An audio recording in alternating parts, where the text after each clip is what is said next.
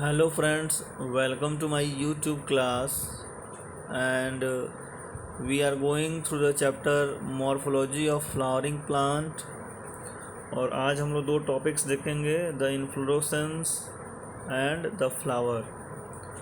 तो let's start the class. The first is inflorescence. तो what is inflorescence? The answer is the arrangement of flower on floral axis is termed as inflorescence. Flowers का अपने floral axis पे arrange होने का तरीका जो है that is called as inflorescence. Depending upon whether the apex get converted into flower or continues to grow, two major types of inflorescence are defined here. The first one is racemose and second is cymose. ये बिल्कुल वैसा ही है जैसा हम लोगों ने stem के growth में पढ़ा था कि स्टेम का ग्रोथ या तो रेसिमोस टाइप का होगा या तो साइमोस टाइप का होगा। तो वैसा ही यहाँ पे फ्लावर का इन्फ्लोरेसेंस या तो रेसिमोस टाइप का होगा या तो साइमोस टाइप का होगा। अगर फ्लावर का इन्फ्लोरेसेंस रेसिमोस टाइप का होता है तब इन this type of inflorescence the main axis continue to grow and the flowers are borne laterally into an acropetal succession। और एग्जाम्पल इसका है मस्टर्ड एंड कोरिएंडर्स फ्लावर। तो what happens in racemose inflorescence, इसमें जो मेन एक्सिस है वो अपना growth stop नहीं करता है बल्कि फ्लावर्स उसके पीछे पीछे डेवलप करना शुरू करते हैं। मेन एक्सिस ग्रो करते आगे बढ़ता है और उसके पीछे पीछे फ्लावर्स डेवलप होना शुरू करते हैं। अगर आपने मस्टर्ड का फ्लावर या कोरिएंडर का फ्लावर देखा होगा तो इजीली आप समझ सकते हो। और ये एक्रोपिटल सक्सेशन या एक्रोपिटल ऑर्डर में होता है। इसका मतलब ये है कि जो यंगेस्ट फ्लावर्स हैं वो एपेक्स की तरफ रहेंगे और जो ओल्डेस्ट फ्लावर हैं वो पीछे छूटते चले जाएंगे। मतलब जैसे जैसे एपेक्स ग्रो करेगा वैसे वैसे नए नए फ्लावर्स बनते जाएंगे। तो इस तरह से अगर हम देखें तो जो नए फ्लावर्स हैं, जो यंग फ्लावर्स हैं, वो टुवर्ड्स द एपेक्स होते चले जाएंगे और जितने ओल्डर होते जाएंगे उतने ही वो पीछे छूटते जाएंगे। मतलब कि the oldest flower towards the base and the youngest flower towards the apex. तो this type of arrangement is called acropetal succession या एक्रोपिटल ऑर्डर। दूसरा है साइमोज।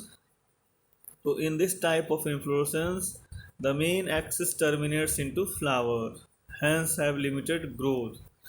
तो साइमोज में जो मेन एक्सिस है वही फ्लावर में टर्मिनेट हो जाता है, ग्रो हो जाता है, इसीलिए ऐसे स्टेम्स का बहुत ज़्यादा ग्रोथ नहीं हो पाता है। और यहाँ पे the flowers are born in basipetal order और एग्जाम्पल है जैस्मीन एंड कैलोट्रोपिस। तो बेसिपिटल ऑर्डर क्या है? That is just opposite of acropetal order या एक्रोपिटल सक्सेशन। तो बेसिपिटल ऑर्डर में क्या होगा? The youngest flower will be towards the base and the oldest will be at the apex. जो पुराना फ्लावर होगा वो एपेक्स पे होगा और जो नए फ्लावर्स होंगे वो नीचे की तरफ डेवलप होना शुरू होंगे। ऐसा क्यों है? ऐसा इसलिए है कि साइमोज इन्फ्लोरेसेंस में जो मेन एक्सिस है वही फ्लावर में टर्मिनेट हो गया। जब वो फ्लावर में टर्मिनेट हो गया तो इससे क्या हो गया? मेन एक्सिस का ग्रोथ रुक गया और इसके चलते मेन एक्सिस के पीछे अब दूसरे फ्लावर भी डेवलप करना शुरू हो जाएंगे। तो यानी कि जो मेन एक्सिस पे फ्लावर ग्रो हुआ है वो ओल्डेस्ट हो जाएगा। तो ओल्डेस्ट जो होगा that will be at the apex and the youngest will be towards the base. तो this type of order is called as basipetal order और बेस्ट एग्जांपल है जैस्मीन का और कैलोट्रोपिस का जो कि आपको साइमोज इन्फ्लोरेसेंस शो करता है। Now next is about the flower. तो first is what is flower? The flower is a modified shoot where the shoot apical meristem changes to floral meristem. Next, it acts as a reproductive unit in angiosperms Typical flower has four different whorls arranged on swollen end of a stalk or pedicle called thalamus or receptacle. So if you all have seen flower, so the end of flower has a swollen end, and that is called as thalamus or receptacle, and the stem which hold the thalamus or receptacle is called as stalk or pedicle.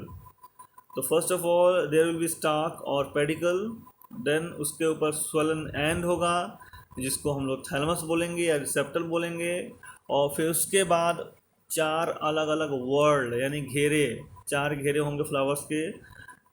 तो the four whorl of flowers are, जो चार world हैं flowers के वो कौन कौन से हैं? The first is calyx, second is Corolla, third is androecium and fourth is gynoecium. तो कैलिक्स जो है that is outer most world in the flower, जिसको हम लोग क्या बोलते हैं? That is collection of sepals. तो अगर आप फ्लावर देखे हो तो जो सबसे बाहरी घेरा होता है, वर्ल्ड होता है, जो कि जनरली ग्रीन कलर का होता है, जो फ्लावर को होल्ड करता है, दैट इज कैलिक्स। और कैलिक्स किससे बनता है? That is collection of sepals. Second whorl is Corolla.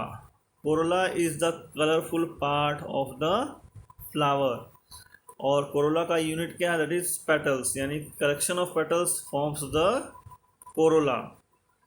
Third is androecium. Androecium क्या है? That is the male part of the flower, and each unit is called as stamen, that is STAMEN, स्टेमन। तो stamen हो गया। Now next is gynoecium. तो gynoecium is the female part of the flower, and that is female part of the flower.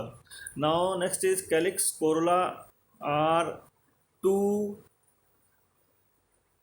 word that is not helpful in reproduction purpose, whereas androecium and gynoecium help in reproduction purpose.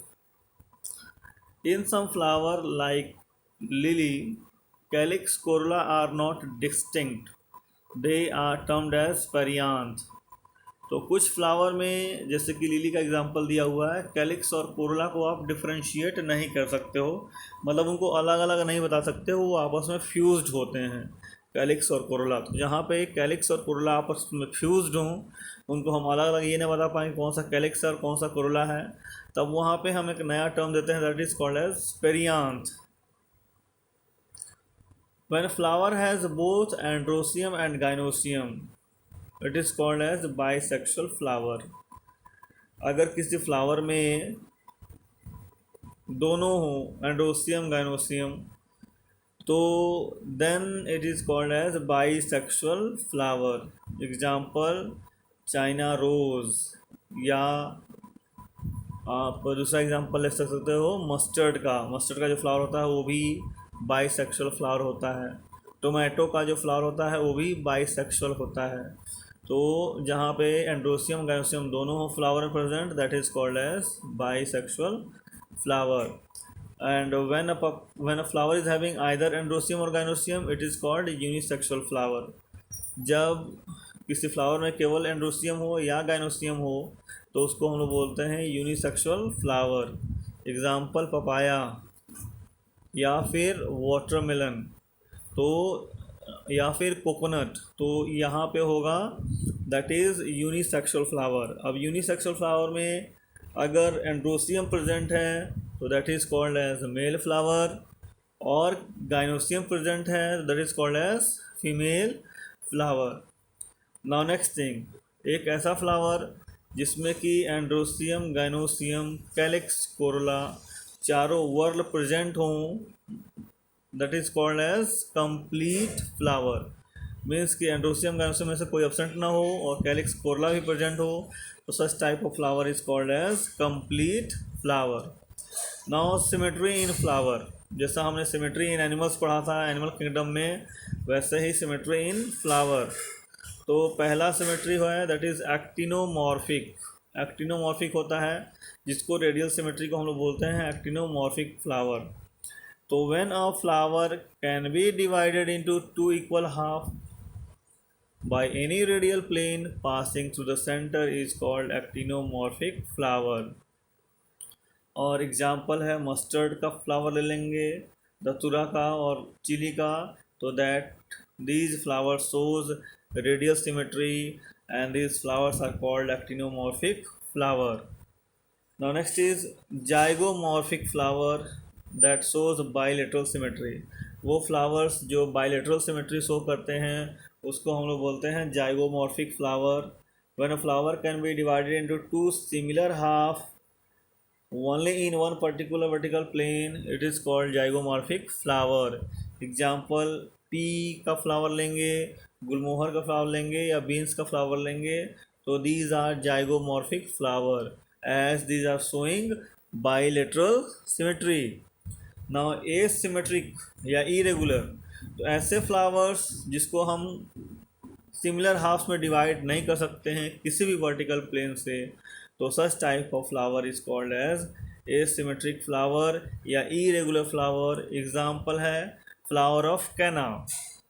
Now next is there are three types of flower on the basis of floral appendages present in them. तो generally we count the number of sepals and petals. Sepals और petals को count करते हैं कि number में कितने हैं, 2 हैं, 3 हैं, 4 हैं, 5 हैं, तो उनके काउंटिंग के हिसाब से उनके नंबर्स कितने हैं फ्लावर में उसके हिसाब से 3 तरह के फ्लावर होते हैं.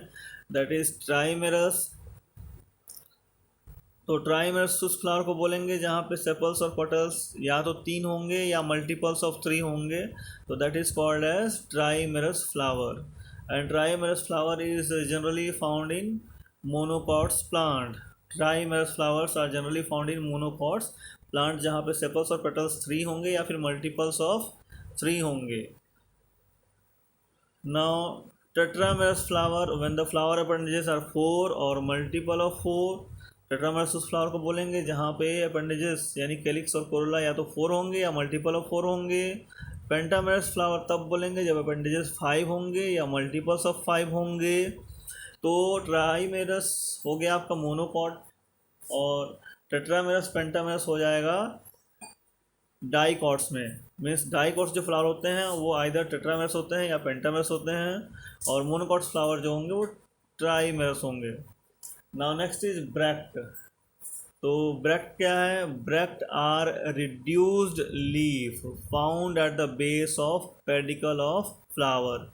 जो पेडिकल होता है फ्लावर का उसके बेस पर रिड्यूस्ड लीफ बिल्कुल छोटे छोटे हरे हरे स्ट्रक्चर्स दिखाई देते हैं, तो that is called as bract.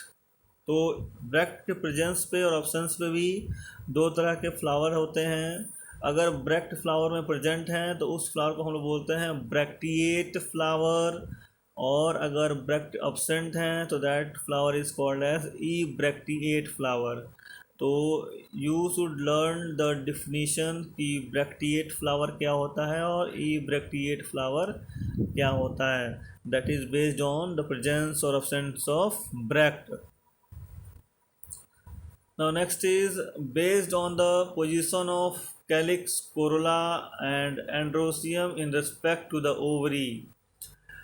जो कैलिक्स है, कोरोला है और एंड्रोसियम है, उसका पोजीशन ओवरी के हिसाब से कहाँ है, थैलमस पर किस पोजीशन पर सिचुएटेड है. तो 3 तरह के फ्लावर्स होते हैं. पहला है हाइपोगाइनस फ्लावर. तो यहाँ पे गाइनोसियम यानी कि ovary occupies the highest position, whereas the rest part जो कि कैलिक्स है, कोरोला है और एंड्रोसियम है, that is located below it.